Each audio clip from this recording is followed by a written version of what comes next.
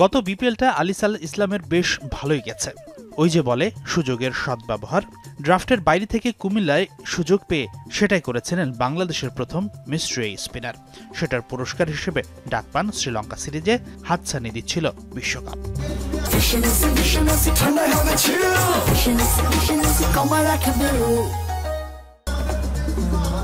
কিন্তু ইনজুরি তো আর বলে কয়ে আসে না, আলিসের বেলাতেও আসেনি।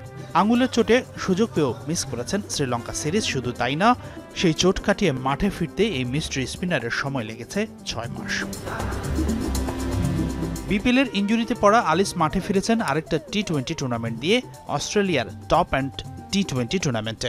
অস্ট্রেলিয়ার মতো স্পিন বিরুদ্ধ কন্ডিশনে 7 কম ইকোনমিতে 4 ম্যাচে 4 উইকেট নিয়ে আবারও নির্বাচকদের দৃষ্টি কেড়েছেন আলিস।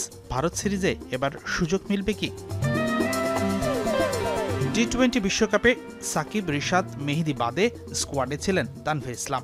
সেই তানভীর ইনজুরিতে থাকায় একটা স্পট এমনিতেই ফাঁকা। আলোচনায় আছে সেই ফাঁকা জায়গায় আলিসকে নেওয়া হতে পারে। সেক্ষেত্রে মিস্ট্রি স্পিন নিয়ে ভারতকে চমক দেওয়ার একটা ফ্যাক্টর হিসেবে কাজ করতে পারেন এই বোলার। ভারতে মিস্ট্রি স্পিনের রাজা সুনীল নারিনের সাফল্যের ব্যাপারটা কেই না জানে।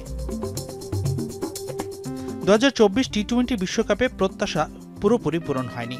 26-এর বিশ্বকাপে পরিকল্পনা তাই এখনই শুরু করতে হবে।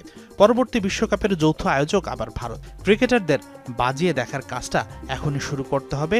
সেই পরিকল্পনার অংশ হিসেবে বিবেচনায় আসতে পারেন আলিসও। ঠিক একইভাবে আমেরিকা ওয়েস্ট ইন্ডিজ ওয়ার্ল্ড কাপের আগে 1 বছরের স্কোয়াডে রেখে রিশাদকে প্রস্তুত করেছিল বিসিবি। বাকি ফলাফল তো সবারই জানা। আলিসকেও যদি একইভাবে প্রস্তুত রাখা যায়, কেই বা জানে ইন্ডিয়া শ্রীলঙ্কার মাঠে ওয়ার্ল্ড কাপ ক্রিকেটে আলিসও হতে পারেন surprise package. Hasinur Rahman, Jamuna sports, Dhaka.